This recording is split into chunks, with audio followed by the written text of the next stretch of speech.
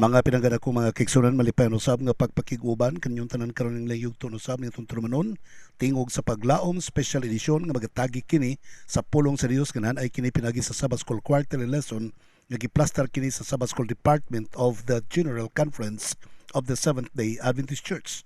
Higalang mga pinangga ko mga kiksunan natong suhito nga pagadugukan karon is the Seal of God and Mark of the Beast Part 2.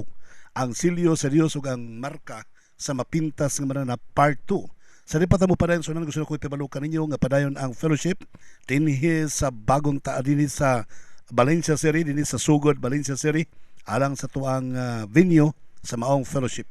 Hinaot ikaw nga nagapaminaw karon tambong og pagka Domingo himuon ang usa ka dialogue or symposium or comparative study mga higala tali sa HSDA o sa 70 Adventist i-compare mga kaigsunan sa aligasyon nga ang fundamental principle gi-change sa 70 Adventist Church ngadto sa fundamental beliefs o na-change ang doktrina labi na gyud sa pagkatao ni Kristo.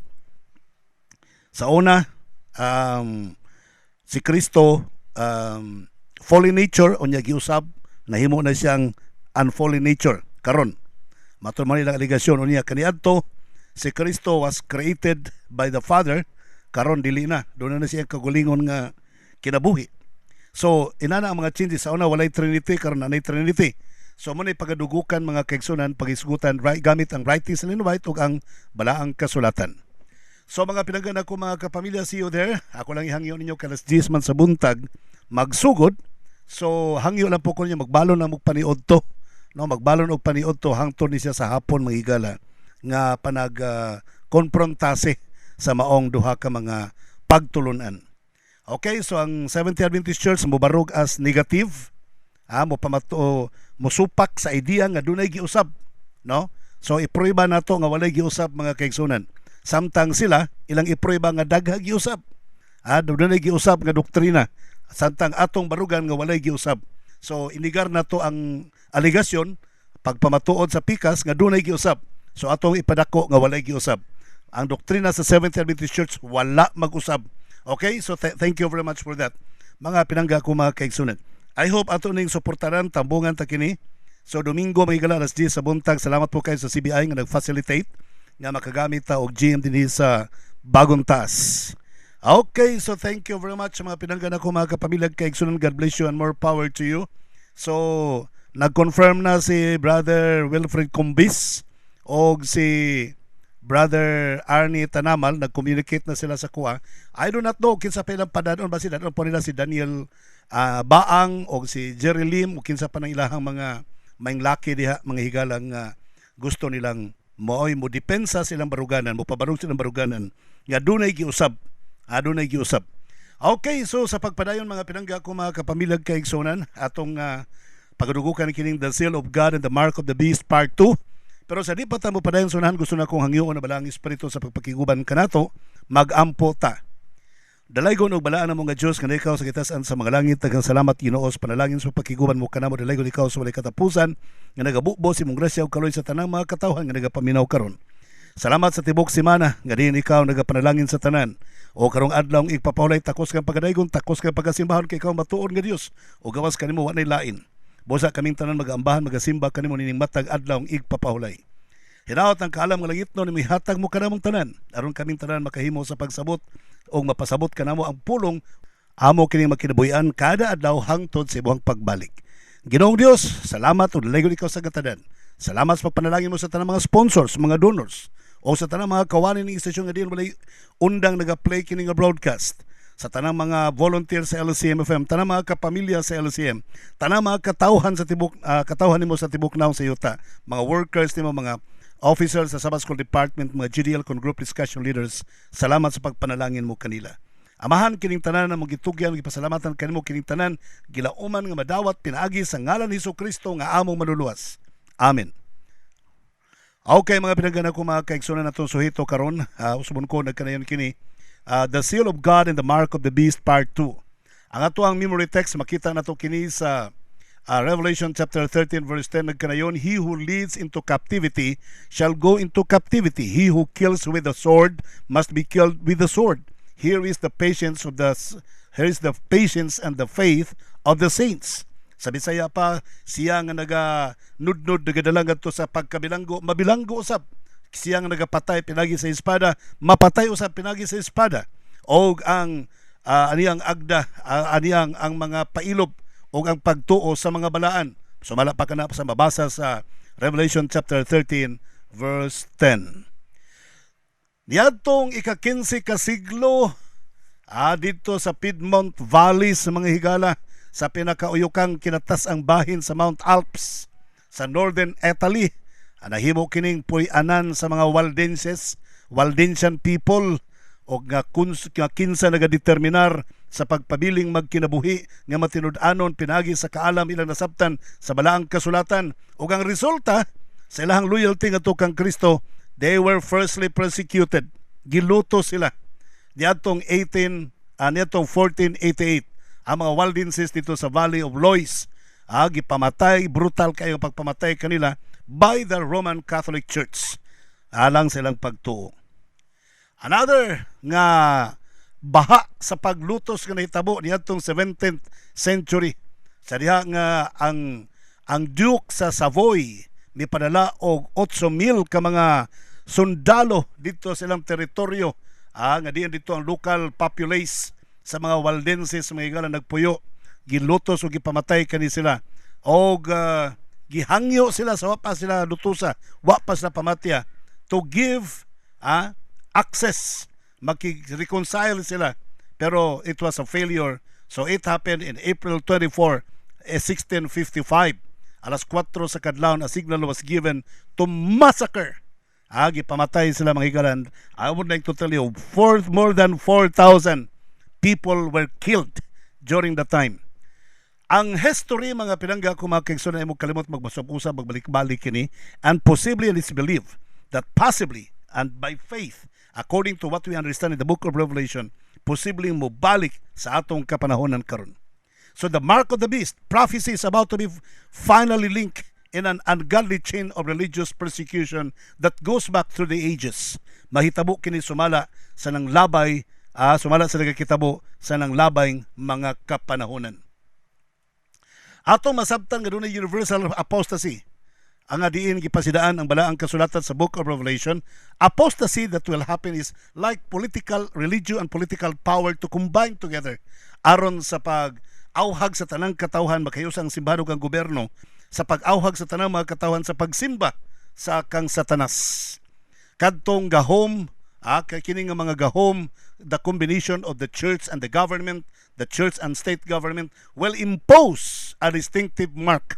Maghimo sila og usa ka tilibad-on lahi nga marka nga kadtong naga-reject sa marka sa Dios, mo'y makadawat sa marka sa mapintas nga mananap.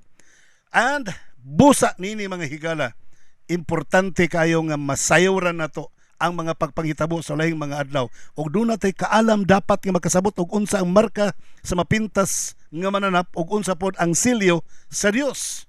Sa ato pagkatun-an karon nga semana, mga higala, sa ato natun-an the road to apostasy, unsa ang dalan nga nahitabo paingon dito sa kalaglagan.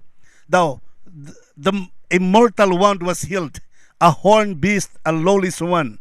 Now the second is apostasy, how it happened, naunsa na pagkahitabo, what is the mark and how will it be received, unsa man ning marka ug unsa nga paagi kini siya madawat. Now finally is the seal of the redeemed, unsa ang silyo sa mga balaan. Higalag mga pinangga ko mga kigson, unahon nato sa pagtandog kini gitawag og mortal wound is healed. Ang mortal wound is healed according to Revelation chapter 13 verse 3. And I saw one of these heads as if it had been mortally wounded, and his deadly wound was healed, and all the world marveled and followed the beast.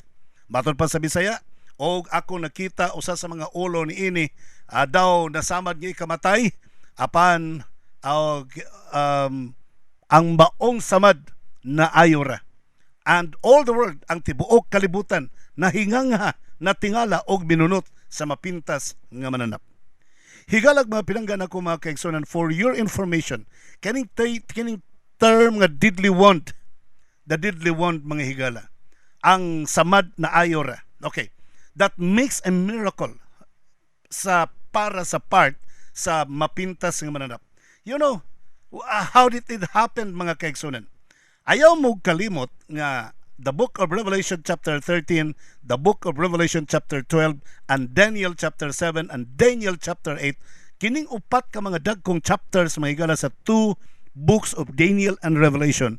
Kani sila, naghisgot ni sila tanan, may tungod sa little horn, mapintas nga mananap. Iapil pa nato ang 2 Thessalonians chapter 2, it's talking about the son of perdition, or the man of perdition. Kana silang tanan, usara na silang activity tanan. Usara na sila ang buot ipasabot niya na. Now, the beast will continue for a periodic specific duration. Matod pa sa Daniel chapter 13 verse 5, the beast will continue for a specific duration. Revelation 12 verse 6 and 14, ang beast mupadayon sa saka term of years, number of years. Sa Daniel 7:25, maghisgot mahigala og term of years. Sa Revelation chapter 12:6, naghisgot og 1,260 days maghari ang mapintas nga mananap. Sa Revelation 13:5, 42 months. Sa Daniel 7:25, 1 year, 2 years, and a half of year. Now, kung atong sabton mga pinangga na kong mga naminaw, kining 1,260 days, o kining 42 months, o kining 1 year, 2 years, and a half of time, mga higala, nagpasabot ka na sila isa lang kabuot ipasabot nga activity or term of duration sa usa ka mapintas ang mananap, and likewise sa little horn, vice versa or interchangeably sa little horn. Now, ang 42 months, remember, 30 days ang one Roman calendar, 30 days. So ang 30 days times 42 days equivalent to 1,260 days. Sa ato pa kining dragon mga higala nga maghari sulod sa usa ka libog 260 ka mga adlaw. The same with the beast in Revelation 13 nga maghari sulod sa 42 ka mga bulan, which is times 30, nagpasabot og 1,260 days. Now sa Daniel chapter 7 verse 25 is talking about time and a half of times. Ato pa 2 times, 1 time, and a half of time. 1 time in the book of Daniel, in the book of the Bible, 1 yom. 1 time is equivalent to 1 year, okay? And their 1 year in the time of the Roman calendar is equivalent to 360 days. 360 days, 2 times, 1 times, and a half of times. Ato pa, 2 years, ato pa 2 times 360 as per year is 360 days. Plus 1 year sa to pa 360 days. So higalag mga pinangga ko mga kigsunan, if you have your Bible with you, please if you have also your kining gitawag og kanang calculator, kalabantag calculator, mga pinangga na ko mga kigsunan. Okay, 360 times 2, that is 720. Okay, 720 plus 1 year sa to pa plus another 360, that is 1,080 plus half a year. So what is 1/2 of 360? So mga pinangga ko mga kaigsunan, ang katunga sa 360 mga pinangga ko mga kaigsunan, so atong tan-awon ha, so 360 divided by 2, that is 180 years mga pinangga ko mga kaigsunan. Sa ito pa 1080 plus 180 ka mga adlaw, that is 1,260 days. Now, nakita na to karon mga pinangga ko mga kaigsunan that Revelation 13 verse 5 is talking about 42 months, and Revelation 12, 6 and 14 it's talking about 1,260 days, and Daniel 7:25 2 times and a half of time nagpasabot og the same term of office, the same term duration nga manglutos ang maong mapintas nga mananap. So meaning ang little horn, ang dragon nga mao'y nang lutos sa mga katawon sa Ginoo gamit ang mapintas nga mananap, og ang beast mismo sa Revelation 13, the same period of time is 1,260 days.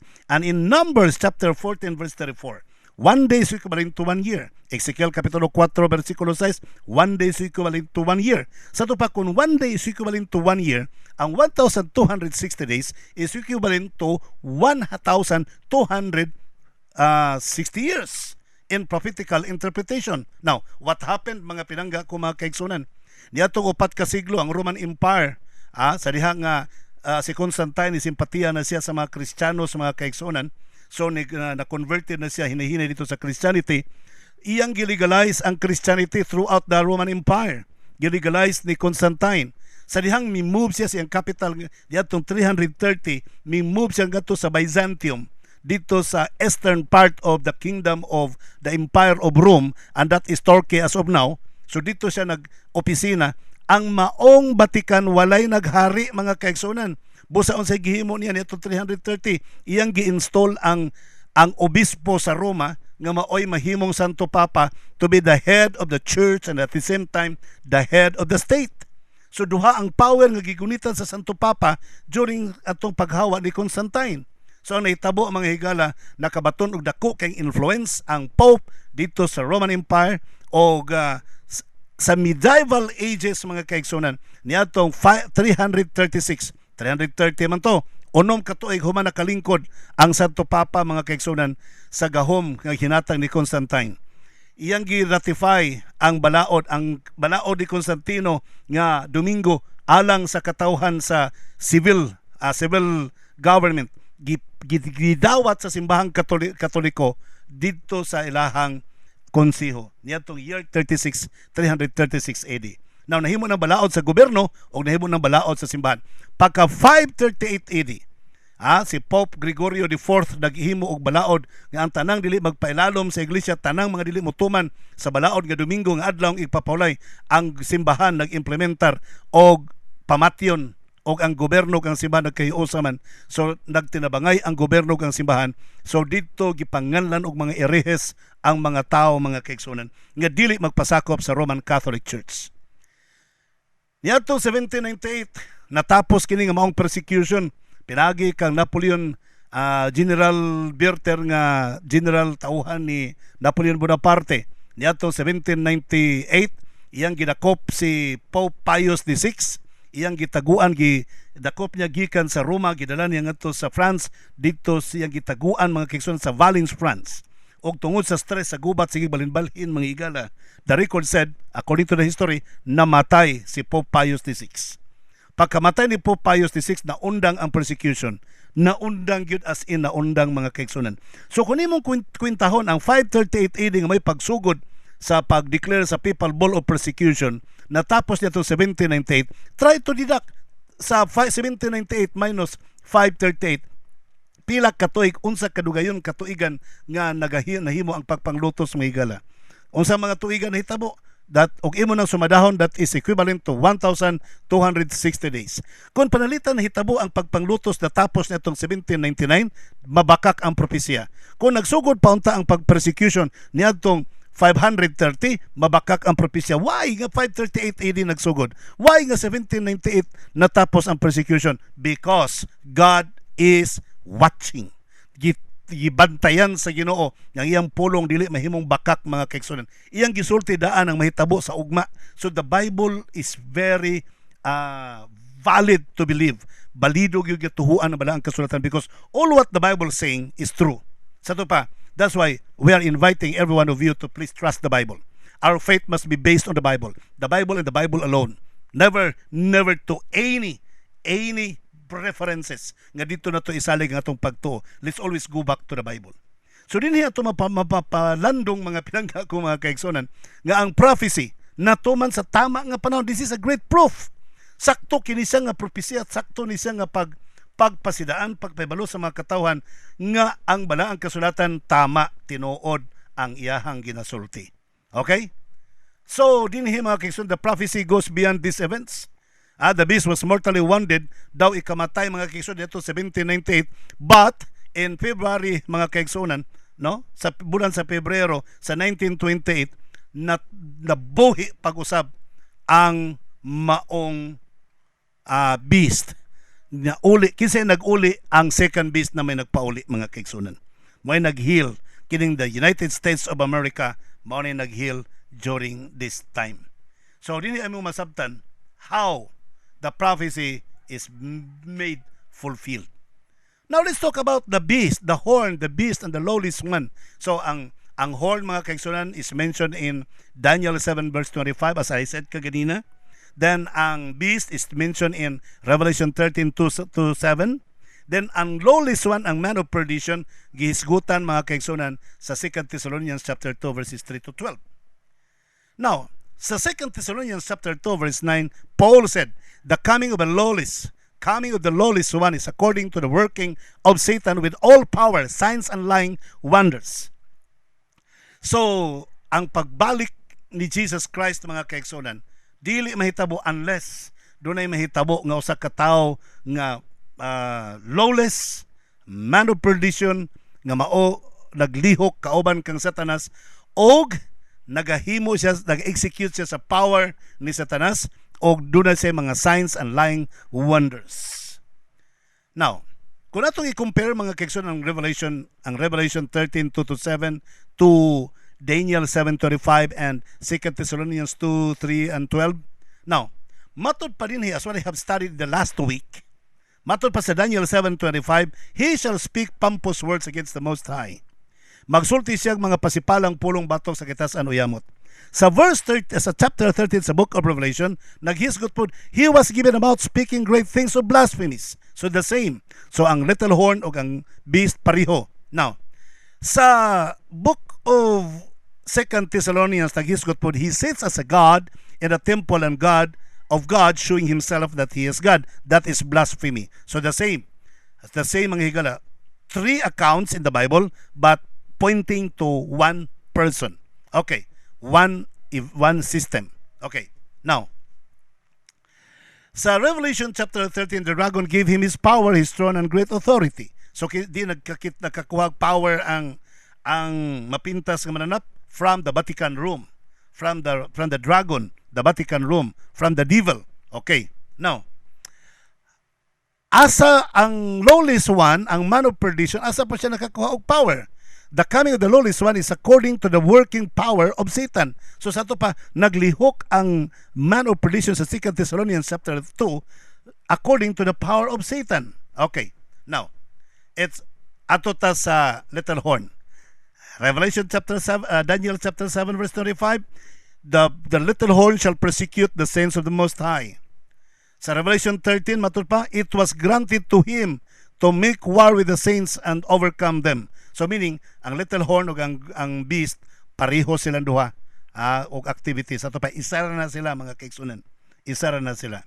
Now, finally, then the saints shall be given into his hands for a time and times and half of time. So, ihatog yan siya mga kamot, ang maong mga balaang tao sa Dios, nga iyang pagalutuson sulod sa duha ka panahon, usa ka panahon ug tunga sa panahon. Then kanang usa ka panahon, duha ka panahon ug tunga sa panahon, nagpasabot siya og what? Revelation 13 nagkanayon, he was given authority to continue for 42 months. 42 months. Okay. Now what happened? So, makit-an nimo dinhi mga higalag kaigsunan that 42 months and the times and time and a half of time is equivalent to 42 months and equivalent to 1,260 days.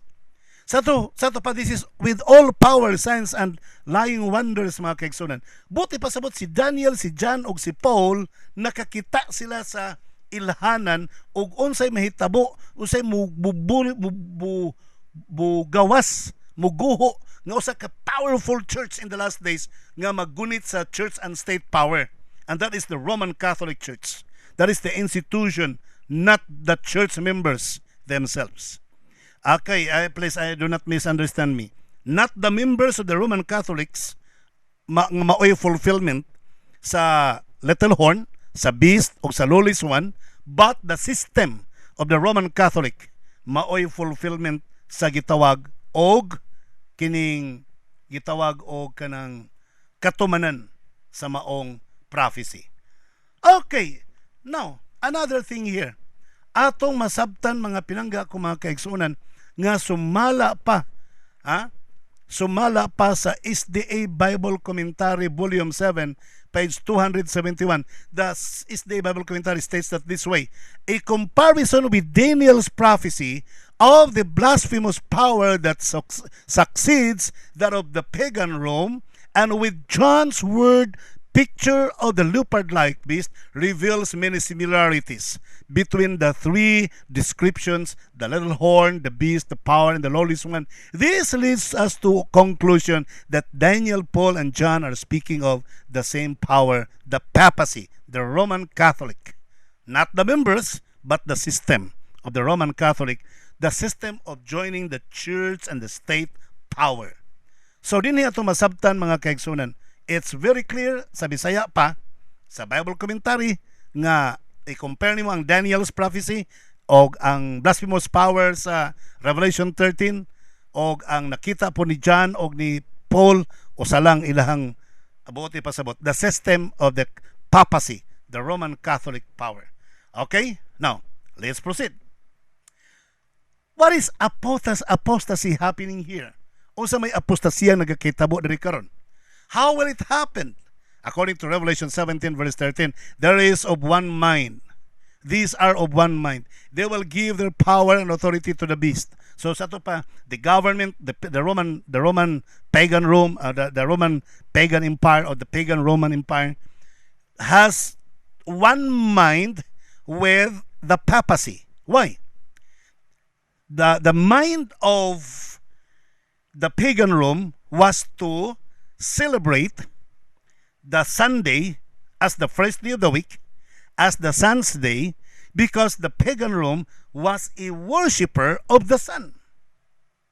So gusto niya ang tanang mga katawhan nga sa Dios, the Roman Catholic will also, the tanang Christian sa tibok kalibutan will also worship the sun, and that is the sun's day.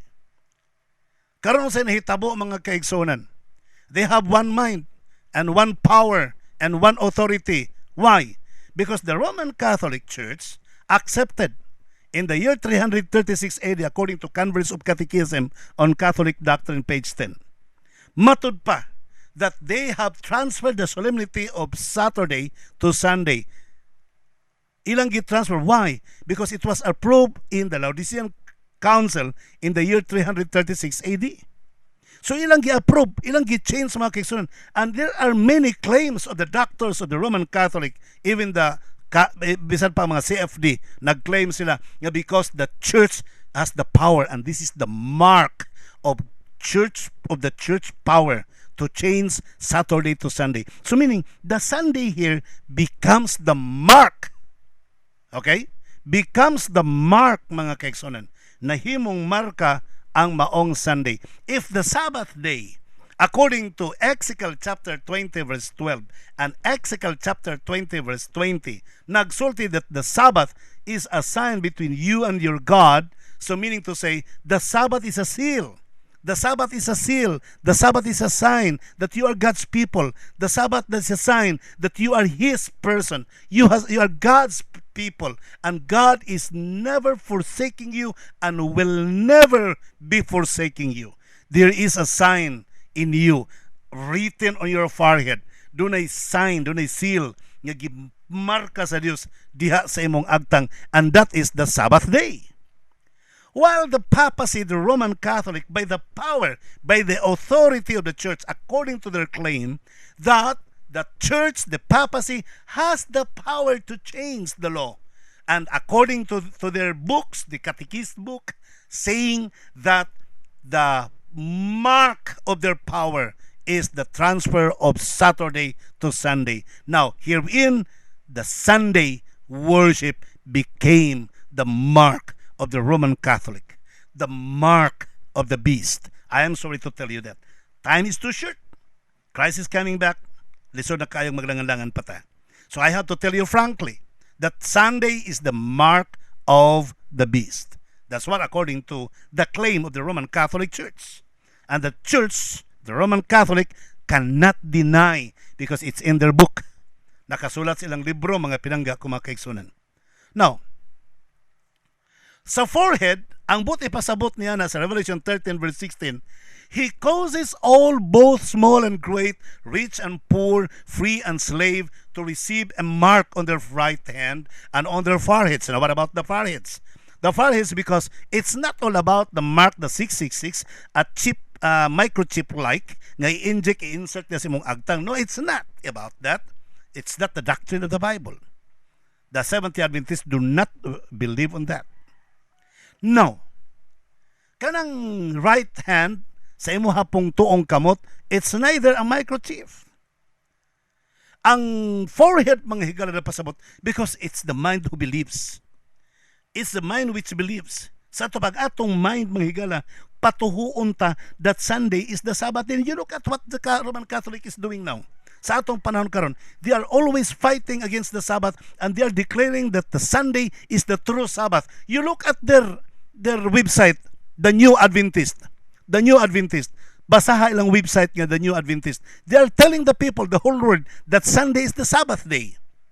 Sunday is the Sabbath day. Gipaspasan na nila karo pasabot, mga kaigsunan, nga ang tinuod nga Sabbath is Sunday, not Saturday. So kita po, according to the Bible, we have to fight, we have to stand, we have to proclaim that the true Sabbath, according to the Bible, is the Saturday, the 7th days of the week. That's why, according to some of the priests in our times today, according to the Roman Catholic priest, magmisa na sa Domingo, they usually say, Happy Holy Sabbath. Because what they want to imprint into the minds of the followers of the Roman Catholics, that the true Sabbath is Sunday, not Sabbath, not the Saturday. So muna lang gusto lang i-imprint, mga kaigsunan. So the marking of the beast now, the mark of the beast is contrary to the mark of God. Ako ba mayroon nga pastor sa may mark of the beast?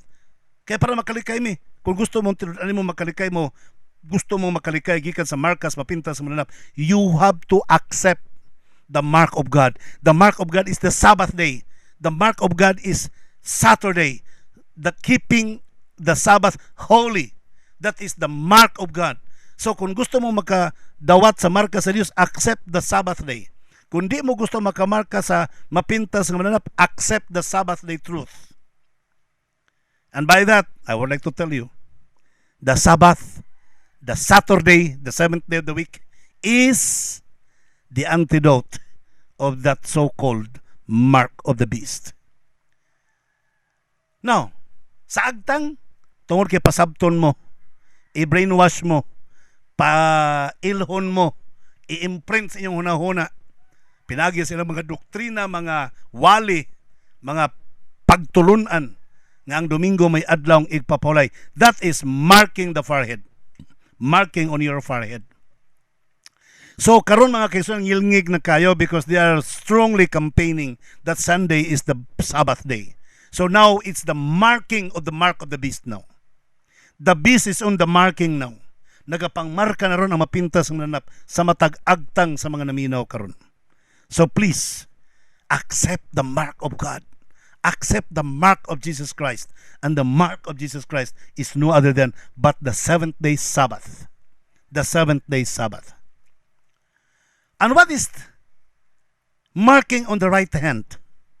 Marking on the right hand by obeying and impose the rules, even if you don't agree.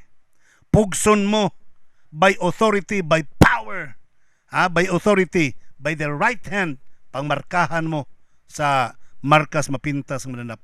Pangpugson na, mga kaigsunan. And we believe in our time today, sa atong kapanahonan karon, yes, history will be repeating itself. Mubalik, mga kaigsunan, mahitabo pag-usab ang kasaysayan sa atong kapanahonan karon. And don't forget, the marking, the purposes of the marking here, the very purpose of marking here, either God or Satan, God is marking you in relation to whom you must worship. The devil is also marking you, the mark of the beast, in relationship to whom you must worship. The issue of the mark is whom ye shall worship. So kinsa imong gisimba, and I would like to tell you that many and millions of people believe that they don't want to worship Satan, but by unknowingly by not receiving the mark of God, the seal of God, Unknowingly, these people are worshiping the beast. Unknowingly, these people are worshiping Satan. Brethren, manay mohang ato ang hinuktukan. And the worldly powers will suggest that everyone will have to worship or rest on the same day. The worldly powers, the government, the United Nations, the United States of America, and your government, where do you belong now?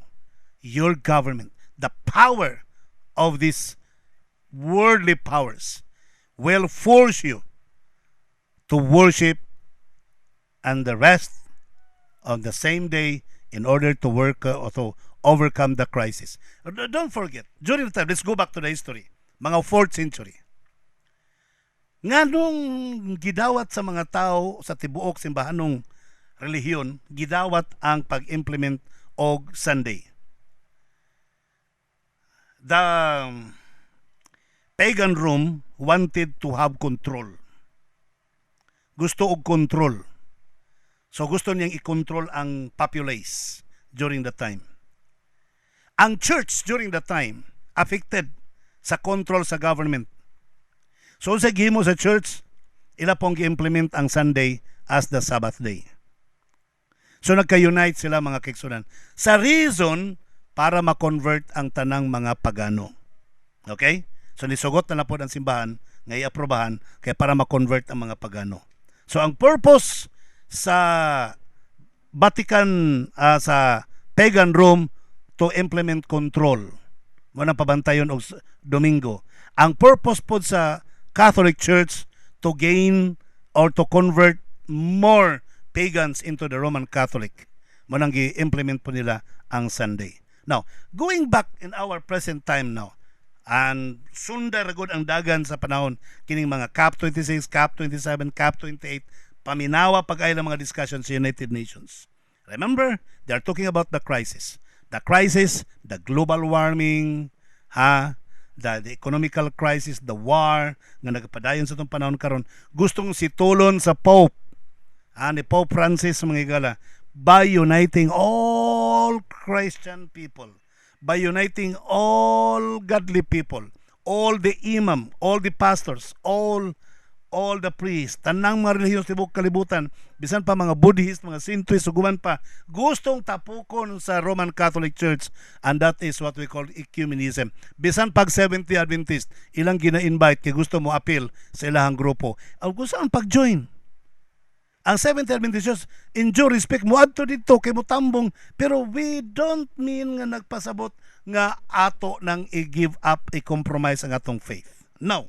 That will never happen because our church believe and our church know that this is something, a great snare. This is a great snare to deceive millions of people, even the very elect. And that very elect there is open and close parenthesis, the Seventh-day Adventist Church. The Seventh-day Adventist Church. So mga pinangga ko mga kaigsunan, ato nang makitaan o ato nang masabtan that is the trend of our time today. Mao ni nagakitabo sa atong panahon karon.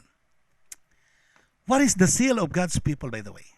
As what I have told you kanina, the mark of God's people is the Sabbath. Ang silyo sa mga katawan sa Diyos is the Sabbath. Sa Revelation chapter 14 verse 1, then I looked, and behold, a lamb standing on Mount Zion, and with him 144,000, having his father's name written on their foreheads. Kabalo ka, the seal, mga kaigsunan. We're talking about the seal. If the seventh-day Sabbath is a seal, according to Exodus chapter 20 verse 8 and 9, remember the Sabbath day to keep it holy. 6 days shalt thou labor and do all thy work. So, remember the Sabbath day to keep it holy. That is the seal of God, according to Ezekiel chapter 20 verse 12 and 20 verse 20. Ang silyo sa Diyos, ang marka sa Diyos is the Sabbath. Now, sa silyo, mga higala, doon itulo ka mga butang. The name, the power, and the authority, and the territory. The name is the Lord your God. The title is the Creator. The territory is heaven and earth. So dinhi sa Sabbath, mga kaigsunan, atong masabtan sa balaod sa adlaw ipapulay, masabtan nato ang tulo ka mga gikinahanglan sa pagkasilyo. The name, the Lord your God. The name is the Lord your God. The title is the Creator. The territory is heaven and earth. So, mga pinangga ko mga kigsun sa Revelation chapter 14, 6 and 7, worship Him who made the heavens and the earth, and everything, the fountains of waters, and everything in the earth. Simbaha siya nga may nagabuhat sa langit, dagat, ug yuta, mga tuburan ug uban pa ang tanan anaa kaniya. Magasimba kamo kaniya. Kinsay simbahon? Ang Creator of the universe. Ang nagabuhat sa tanang butang sa tibuok kalibutan, maoy pagasimbahon. Higalag mga pinangga ko mga kaigsunan, if you really worship the true God, if you really want to worship the true God, you worship God on the Saturday, on the Sabbath day. Accept the truth. Accept the Sabbath day. This is the seal of God's people. Sa katapusan mga pinangga ko mga kaigsunan, si Ellen White sa Prophets and Kings chapter 14 verse 188 matod pa, among earth's inhabitants scattered in every land, there are those who have not bowed the knee to Baal, like the stars of heaven which appear only at night. These faithful ones will shine forth when darkness covers the earth, and in the hour of deepest apostasy, when Satan's supreme effort is made to cause all, both small and great, rich and poor, free and bond, to receive under penalty of death the sign of allegiance to a false rest day. These faithful ones, blameless and harmless, the sons of God without rebuke, will shine as lights in the world. Revelation 13:16, Philippians 2:15. The darker the night, the more brilliant will they shine. Atong Bisayaon, sa taliwala sa mga kaliwat ug mga lumulupyo sa tibuok yuta, nagakatag sa tibuok kalibutan, o dili ang tanan miyokbo silang mga tuhod gedto kang Baal, sama sa mga bituon sa kalangitan nga mudan-ag mapanahon sa kagabion. Kining mga matinud-anon nga mga tao, mudan-ag ni sila sa dihang mo tabon ang kangitngit sa tibuok kalibutan. Sa oras, sa takna, sa lawom kayo nga pagkalaglag sa kamatuoran, sa dinha nga si Satanas, maghimo siya pinakataas nga paghago aron himuon ang tanan nga mga tao sa kalibutan, mga dagko, mga gagmay, mga dato, mga pobre, mga gawasnon, o mga ulipon, o mga dagkong ranggo nga mga tao, under the penalty of death, to receive under the penalty of death the sign of allegiance to a false rest day, aron pugso ni Satanas pinagi hulga sa kamatayon nga dawaton ang bakak nga adlaw ipapawlay nga mao ang Domingo. Kining mga matinud-anon nga mga tao, sama kanimo kanako, mga taong walay kasaway, mga taong nga dili manakit, dili musukol, wala tanan, gitawag ni silang mga sons of God, dili masaway, musidlak ang ilang kahayag sa tibuok kalibutan. The more mo ngit-ngit ang kalibutan, the more mo danag ang kahayag sa mga katawan sa Dios. Ang Ginoo magapanalangin kanimo. Ay mo kalibutan karong Sabado diri sa Valencia City, dinhi sa Sugod, sa venue sa LCM, magahimo ang fellowship. Unya pagka Domingo, diretso na dayon sa ato ang confrontation batok sa HSDA about Trinity issue. So magkita tantanan sa Domingo dinhi sa Barangay Gym, Bagong Taas, Valencia City. Okay, magbalon lang mga kaigsunan kay mulabang nig paniud to ba? No mulabag paniud to. Kung di mo magbalon, magpuasa lang ta kay walay undang, walay recess, no, padayon ang diskusyon. Walay time out mga kaigsunan. Okay, salamat kayo sa inyong pagpakiguban kanato, mga igala. Salamat sa inyong pagpakiguban sa ngalan na lamang kanimo kadako sa kang tanan nga nagapaminaw karon tanan mga kapaminaw sa ngalan kan Jesus Christ. Nga mo itong great provider. Ako sab inyong kapamilya og nimong ulipon sa pagwali sa may balita. Pastor Israel Villaver the first magaingon kanimo. Malipayong adlaw igpapawlay.